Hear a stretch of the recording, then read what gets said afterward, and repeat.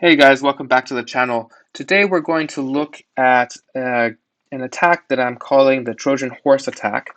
It's from a game by Capablanca, and I read about it in the unofficial course textbook that has never been translated into English. And first, I want to say something about Capablanca. Capablanca is one of the greatest chess geniuses of all time. Here's a picture of Capablanca playing chess with his father in Cuba, where Capablanca is from. Here's Capablanca as a young man, and he was always super famous for playing very clear chess, very uh,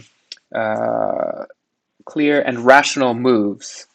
Uh, he pioneered a lot of the strategic ideas that are taught today, such as the importance of the queen and knight team, which is stronger than the queen and bishop team. And the reason for that is that the knight can complement the queen very nicely. It can reach squares that the queen can't reach, whereas the bishop is just sort of redundant. This is a photo from from a tournament in which Capablanca and Alekhine played against each other. So Alexander Alekhine was in many ways Capablanca's arch rival.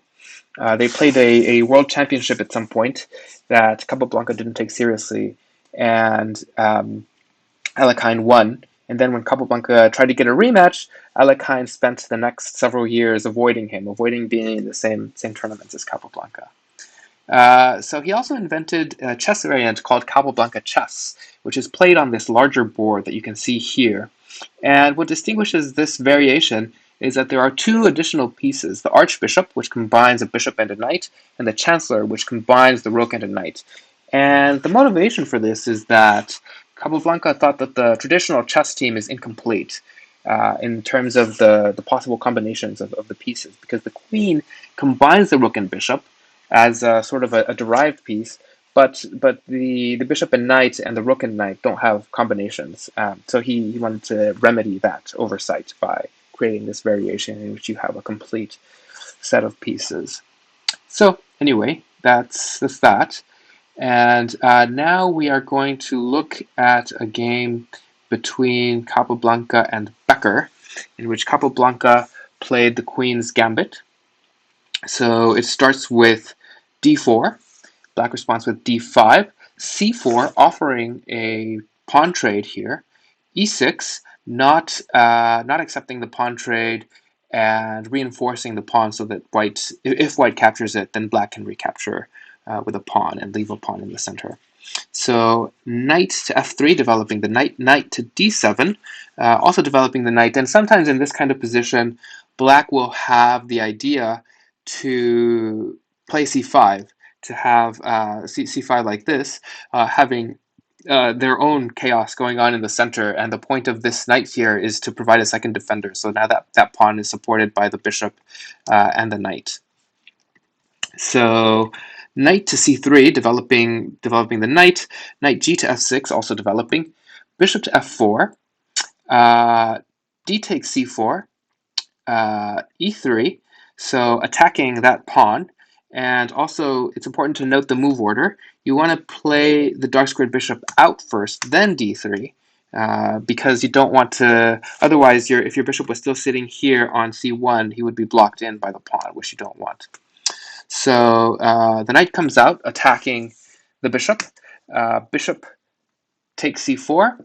Knight takes f4, as promised, capturing that bishop. E takes c4. Bishop to d6, attacking the pawn. G3, defending the pawn.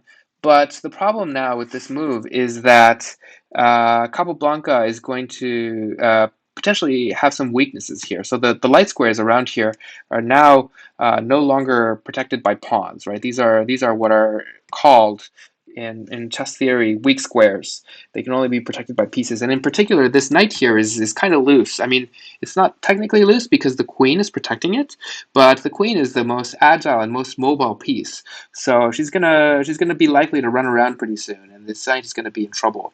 And if white castles kingside, it's gonna be a weakness here. But as we'll see in this game, what Capablanca does is adopts a policy that the best defense is a good offense, and keeps black on the back foot so that he can't take advantage of white's weaknesses. So knight to f6. castle's kingside, castle's kingside, queen to e2, and what that does is it connects the rooks and also puts pressure here on the e-pawn, on the half-open e-file. b6, as promised, what that's doing is it's going to allow black to develop this bishop here along this diagonal that cuts through white's castle.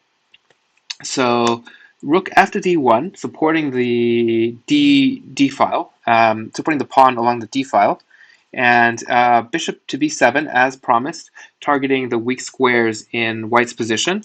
Rook a to c1. This is a half open file that white has here, and is going to be able to provide some pressure along that c file. Bishop to d3. Oh, sorry, not bishop to d3. A6. Bishop to d3 now. Sorry, that was white's move. And basically what this does is it provides pressure on black's kingside castle.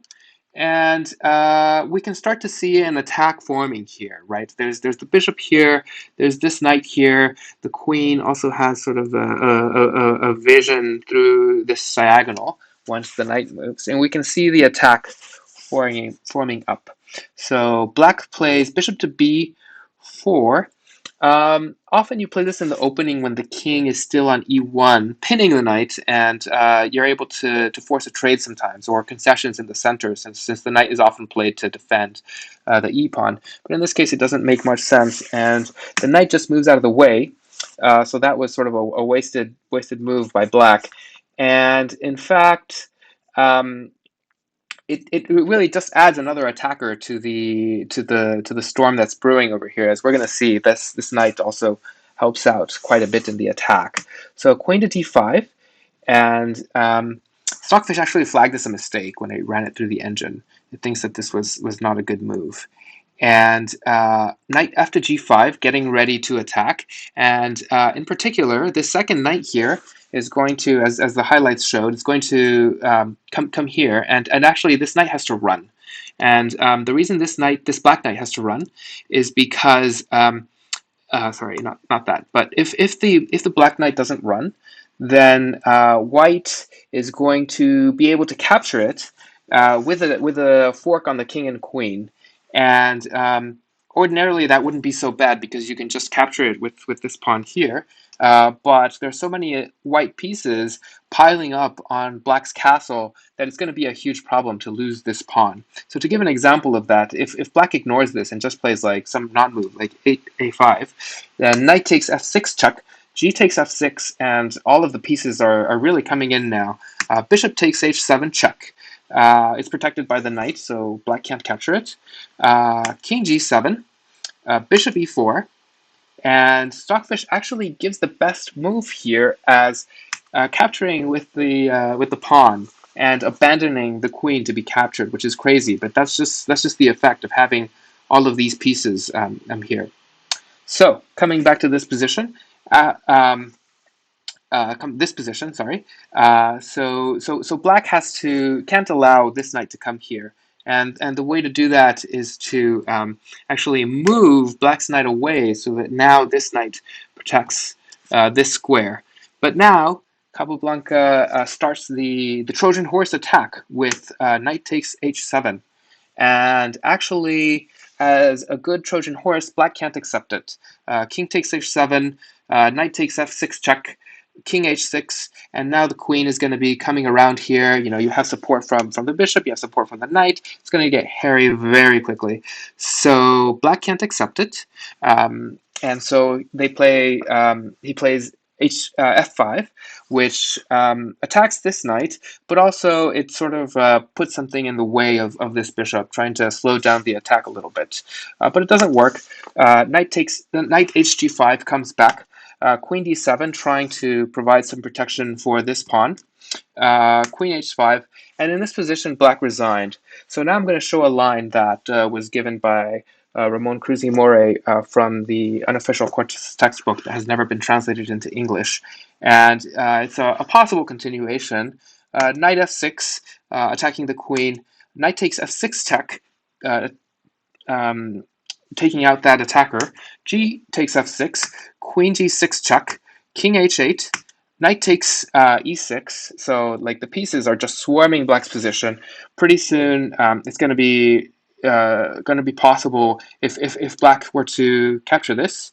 Uh, oh well, which he does. Then basically, what's happening here is that now this rook is providing support here. The queen is here. There's also this bishop that can come and attack here, scaring off the queen. So basically, the pieces are just swarming like sharks, and it's going to be very hard for black to turn this around. So black resigned, and notice that it didn't even matter that black had this very strong bishop cutting through white's position.